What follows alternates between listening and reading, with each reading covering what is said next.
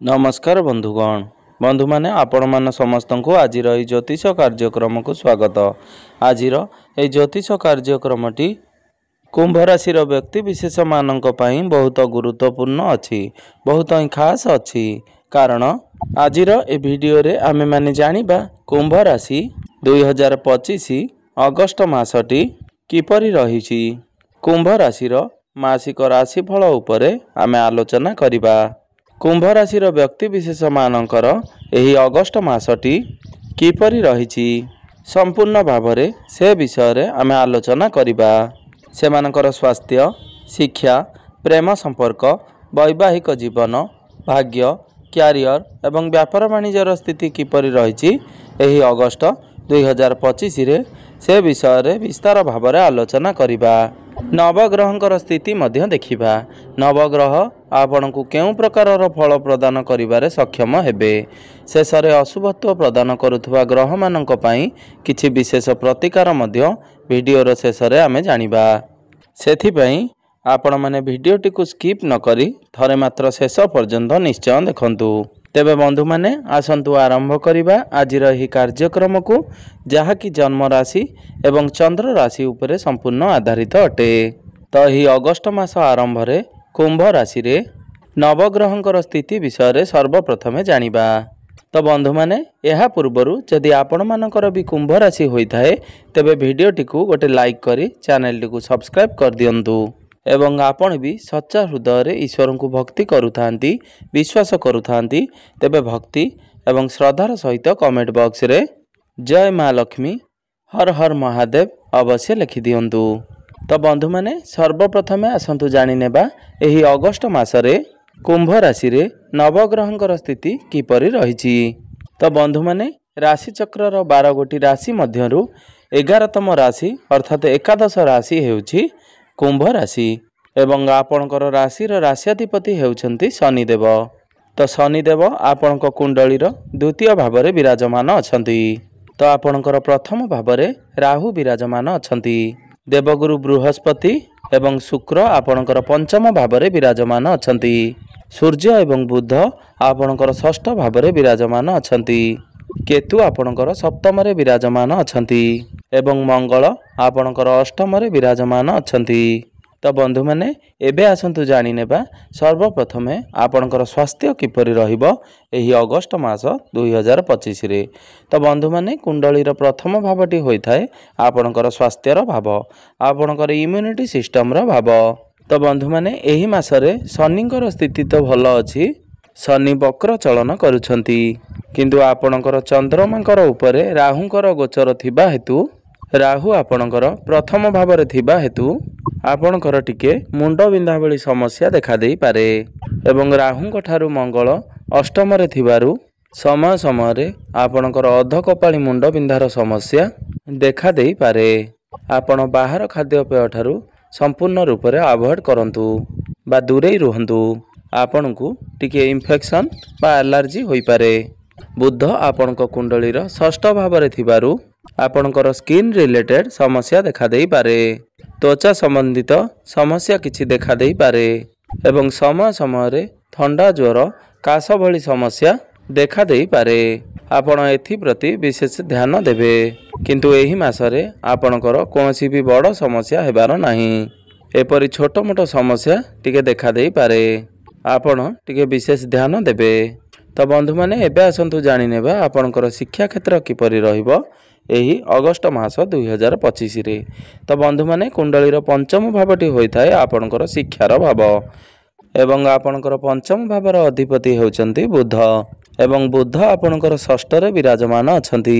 एही मासरे बुध आपणकर षष्ठ रे विराजमान थिबा हेतु आपणकर शिक्षा क्षेत्र रे बा पाठ पढ़ा रे समय समय टिके समस्या देखा देई पारे किंतु आपणकर पंचम भावरे बृहस्पति एवं शुक्र विराजमान अछंती। शुक्र हेउचंती दैत्य गुरु एवं बृहस्पति हेउचंती देवता मानकर गुरु। तो एही मासरे आपणकर पाठ पढ़ा रे जेते भी समस्या आसिले मध्य ताहा धीरे धीरे दूर होई जिवो। आपणक मध्य रे कॉन्फिडेंस बढ़िबो, आत्मबल बढ़िबो। आपण पाठ पढ़ा को नहीं କିଛି ବଡ଼ କରିବା ପାଇଁ ଚେଷ୍ଟା କରିପାରନ୍ତି। ରାହୁ ଆପଣଙ୍କର ପ୍ରଥମରେ ଥିବାରୁ ସମୟ ସମୟରେ ଆପଣଙ୍କର ମନ ପାଠପଢ଼ାରୁ ହଟି ଅନଲାଇନ୍ ଗେମ୍ ବା ଅନ୍ୟ କୌଣସି କାମ ଆଡ଼କୁ ମନ ଯାଇପାରେ। ଆପଣ ମୋବାଇଲର ୟୁଜ୍ ବେଶୀ କରିପାରନ୍ତି, ଡିଷ୍ଟର୍ବାନ୍ସ ହୋଇପାରନ୍ତି।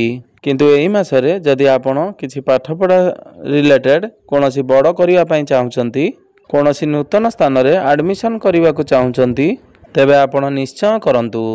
ଆପଣଙ୍କୁ ନିଶ୍ଚିନ୍ତ ଭାବରେ ଶୁଭଫଳ ପ୍ରାପ୍ତି ହେବ। କାହିଁକି ନା ଗୁରୁ ହେଉଛନ୍ତି ଜ୍ଞାନର କାରକ ଗ୍ରହ। ଆପଣଙ୍କ ମଧ୍ୟରେ ଜ୍ଞାନ ବଢ଼ିବ। ଆପଣ ଆପଣଙ୍କର ଶିକ୍ଷା କ୍ଷେତ୍ରକୁ ନେଇ ବହୁତ ଅଧିକ ଉନ୍ନତି ଯଦି ଆପଣଙ୍କର ଏହି ମାସରେ କୌଣସି ଏକ୍ଜାମ୍ ଅଛି, ଯଦି ଆପଣଙ୍କର କିଛି କମ୍ପିଟେଟିଭ୍ ଏକ୍ଜାମ୍ ଅଛି, ତେବେ ସେଥିରେ ଆପଣ ନିଶ୍ଚିନ୍ତ ଭାବରେ ସଫଳତା ପ୍ରାପ୍ତି କରିବେ। ଆପଣ ହାୟର ଏଜୁକେସନ୍ କରିବା ପାଇଁ କୌଣସି ବାହାର ସ୍ଥାନକୁ ଯାଇପାରନ୍ତି। ଏବେ ଆସନ୍ତୁ ଜାଣିନେବା ଆପଣଙ୍କର ପ୍ରେମ ଜୀବନ କିପରି ରହିବ ଏହି ଅଗଷ୍ଟ ମାସ 2025ରେ। ତ ବନ୍ଧୁମାନେ, କୁଣ୍ଡଳୀର ପଞ୍ଚମ ଭାବଟି ଆପଣଙ୍କର ଶିକ୍ଷା କ୍ଷେତ୍ରର ଭାବ ହେବା ସହିତ ପଞ୍ଚମ ଭାବଟି ହୋଇଥାଏ ଆପଣଙ୍କର ପ୍ରେମ ଜୀବନର ଭାବ, ଆପଣଙ୍କର ସନ୍ତାନର ଭାବ। ଆପଣଙ୍କର ପଞ୍ଚମ ଭାବର ଅଧିପତି ବୁଧ ଆପଣଙ୍କର ଷଷ୍ଠରେ ବିରାଜମାନ ଅଛନ୍ତି, କିନ୍ତୁ ପଞ୍ଚମରେ ବୃହସ୍ପତି ଏବଂ ଶୁକ୍ର ବିରାଜମାନ ଅଛନ୍ତି। ଆପଣଙ୍କର ପଞ୍ଚମରେ ଶୁକ୍ର ଥିବା ହେତୁ ଶୁକ୍ର ଯିଏକି ପ୍ରେମର କାରକ ଗ୍ରହ, ଆପଣଙ୍କର ପ୍ରେମ ଜୀବନ ତ ବହୁତ ଭଲ ରହିବ। ଆପଣ ଦୁଇ ଜଣଙ୍କ ମଧ୍ୟରେ ତାଳମେଳ ଠିକ୍ ଠାକ୍ ରହିବ, ଅଣ୍ଡରଷ୍ଟାଣ୍ଡିଂ ଠିକ୍ ଠାକ୍ ରହିବ, ଆପଣଙ୍କ ଭଲ ପାଇବା ବଢ଼ିବ। କିନ୍ତୁ ରାହୁ ଆପଣଙ୍କର ଲଗ୍ନ ଭାବରେ ଥିବା ହେତୁ ଏହା କେବଳ ଏହି ମାସ ପାଇଁ ନୁହେଁ, ବରଂ ଆସନ୍ତା 1 ବର୍ଷ ପର୍ଯ୍ୟନ୍ତ ଆପଣ ଟିକେ ଆପଣଙ୍କ ପ୍ରେମ ଜୀବନ ଏବଂ ବୈବାହିକ ଜୀବନ ଉପରେ ବିଶେଷ ଧ୍ୟାନ ଦିଅନ୍ତୁ। କାହିଁକି ନା ରାହୁ ଆପଣଙ୍କର ଲଗ୍ନ ଭାବରେ ଅର୍ଥାତ୍ ପ୍ରଥମରେ ରହିଲେ ହୋଇପାରେ ଆପଣଙ୍କର ବୈବାହିକ ଜୀବନରେ ଯେତେ ବି ଭଲ ଥିଲେ ମଧ୍ୟ, ଯେତେ ବି ଭଲ ପାଇବା ବଢ଼ିଲେ ମଧ୍ୟ ରାହୁ ସମୟ ସମୟରେ ଆପଣଙ୍କ ମଧ୍ୟରେ ଡାଉଟ୍ସ କ୍ରିଏଟ୍ କରିପାରନ୍ତି, ଆପଣଙ୍କ ମନରେ କନଫ୍ୟୁଜନ୍ ଆଣିପାରନ୍ତି, ଯାହାଫଳରେ ଆପଣଙ୍କ ମଧ୍ୟରେ କଳି ଝଗଡ଼ା ଭଳି ପରିସ୍ଥିତି ସୃଷ୍ଟି ହୋଇପାରେ। ଆପଣ ଏଥିପ୍ରତି ବିଶେଷ ଧ୍ୟାନ ଦେବେ। ଏହା କେବଳ ଏହି ମାସ ପାଇଁ ନୁହେଁ, ବରଂ ଆଗାମୀ 1 ବର୍ଷ ପର୍ଯ୍ୟନ୍ତ ଆପଣ ଆପଣଙ୍କର ପ୍ରେମ ଜୀବନ ଏବଂ ବୈବାହିକ ଜୀବନ ଉପରେ ବିଶେଷ ଧ୍ୟାନ ରଖନ୍ତୁ। କାହିଁକି ନା ରାହୁଙ୍କର କାମ ହେଉଛି ମନରେ ଡାଉଟ୍ସ କ୍ରିଏଟ୍ କରିବା, ଆପଣଙ୍କର ମନ ଭିତରକୁ ସନ୍ଦେହ ମନୋବୃତ୍ତି ବା ଆଶଙ୍କା ଆଣିବା। ଆପଣ ବିନା କୌଣସି କାରଣରେ ଆପଣ ଆପଣଙ୍କର ପାର୍ଟନରଙ୍କୁ ଡାଉଟ୍ କରିପାରନ୍ତି, ତ ପ୍ରୋବ୍ଲେମ୍ ଦେଖା ଦେଇପାରେ। ଆପଣ ଏଥିପ୍ରତି ଟିକେ ବିଶେଷ ଧ୍ୟାନ ଦେବେ। ଏବେ ଆସନ୍ତୁ ଜାଣିନେବା ଆପଣଙ୍କର ବୈବାହିକ ଜୀବନ କିପରି ରହିବ ଏହି ଅଗଷ୍ଟ 2025ରେ। ତ ବନ୍ଧୁମାନେ, କୁଣ୍ଡଳୀର ସପ୍ତମ ଭାବଟି ହୋଇଥାଏ ଆପଣଙ୍କର ବୈବାହିକ ଜୀବନର ଭାବ, ଆପଣଙ୍କର ଜୀବନ ସାଥୀଙ୍କର ଭାବ। ଏବଂ ଆପଣଙ୍କର ସପ୍ତମ ଭାବର ଅଧିପତି ସୂର୍ଯ୍ୟ ଆପଣଙ୍କ କୁଣ୍ଡଳୀର ଷଷ୍ଠ ଭାବରେ ବିରାଜମାନ ଅଛନ୍ତି। ଆପଣଙ୍କ କୁଣ୍ଡଳୀର ସପ୍ତମରେ କେତୁ ବିରାଜମାନ ଅଛନ୍ତି। ତ ଆପଣଙ୍କର ସପ୍ତମରେ କେତୁ ବିରାଜମାନ ଥିବା ହେତୁ ଆପଣଙ୍କର ବୈବାହିକ ଜୀବନରେ ସମସ୍ୟା ତ ଲାଗି ରହିଛି, କିନ୍ତୁ 17 ଅଗଷ୍ଟ ପରେ ସୂର୍ଯ୍ୟ ଆପଣଙ୍କର ସପ୍ତମ ଭାବକୁ ଆସିବେ। ଏହାପରେ ଆପଣଙ୍କର ବୈବାହିକ ଜୀବନରେ ଯାହା ବି କିଛି ସମସ୍ୟା ଚାଲୁଥିଲା ତାହା ଧୀରେ ଧୀରେ ଦୂର ହେବା ପାଇଁ ଲାଗିବ। ଆପଣଙ୍କ ମଧ୍ୟରେ ଭଲ ପାଇବା ବଢ଼ିବ। ଆପଣ ଦୁଇ ଜଣ ମିଶି ଫ୍ୟାମିଲି ପ୍ଲାନିଂ କରିପାରନ୍ତି, ବଡ଼ ଡିସିସନ୍ ନେଇପାରନ୍ତି।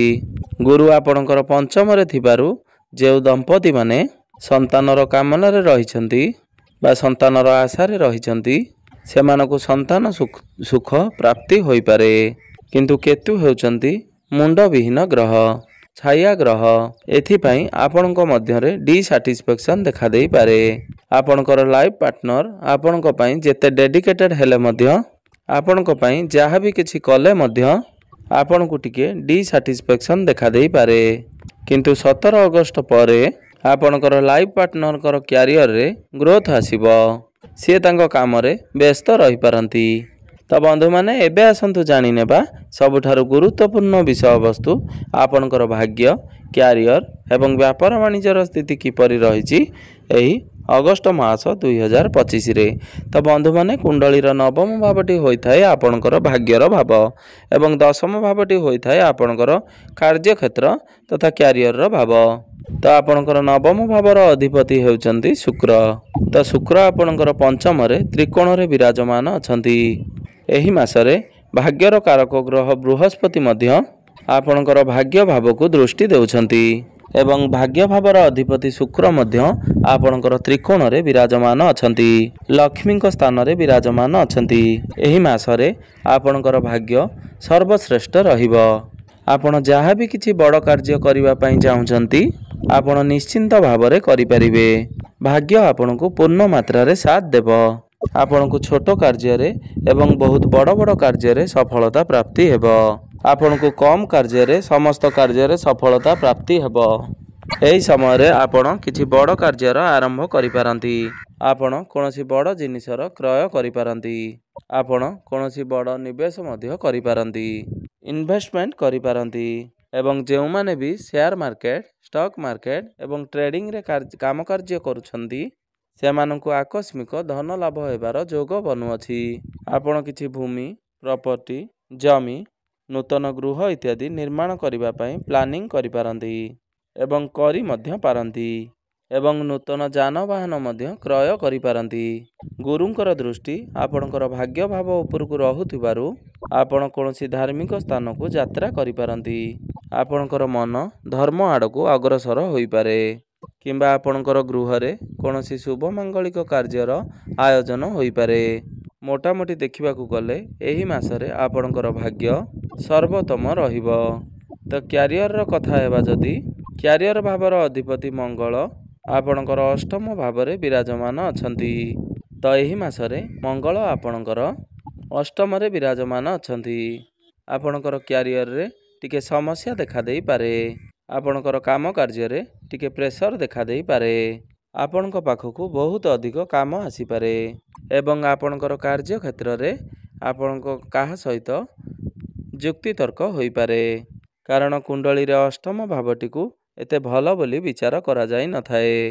କିନ୍ତୁ 16-17 ଅଗଷ୍ଟ ପରେ ଯେତେବେଳେ ସୂର୍ଯ୍ୟ ଆପଣଙ୍କର ସପ୍ତମ ଭାବକୁ ଆସିବେ, ଯେଉଁମାନଙ୍କ ପାଖରେ କୌଣସି ଚାକିରି ନାହିଁ କିମ୍ବା କୌଣସି କାମ କାର୍ଯ୍ୟ ନାହିଁ ସେମାନଙ୍କୁ ନୂତନ କର୍ମ ପ୍ରାପ୍ତି ହେବାର ବହୁତ ଅଧିକ ସମ୍ଭାବନା ବନୁଅଛି ଏବଂ ଯେଉଁମାନେ ବି ପୂର୍ବରୁ ଚାକିରି କରିଛନ୍ତି ସେମାନଙ୍କର ପ୍ରମୋସନ ହେବାର ଯୋଗ ବନୁଅଛି। 17 ଅଗଷ୍ଟ ପରେ ଆପଣଙ୍କୁ କର୍ମକ୍ଷେତ୍ରରେ ସମ୍ମାନିତ କରାଯାଇପାରେ। ଆପଣଙ୍କୁ ଉପର ଅଫିସରଙ୍କର ସପୋର୍ଟ ପ୍ରାପ୍ତି ହେବ। ତ ବ୍ୟାପାର ବାଣିଜ୍ୟର କଥା ହେବା ଯଦି 16-17 ଅଗଷ୍ଟ ପରେ ଆପଣଙ୍କର ବ୍ୟାପାର ବାଣିଜ୍ୟ ବହୁତ ଭଲ ରହିବ। ଆପଣଙ୍କର ବ୍ୟାପାରରେ ଗ୍ରୋଥ ଆସିବ। ଆମଦାନୀରେ ବୃଦ୍ଧି ଦେଖିବା ଆପଣ ଟଙ୍କା କିଛି ସଞ୍ଚୟ କରିପାରିବେ।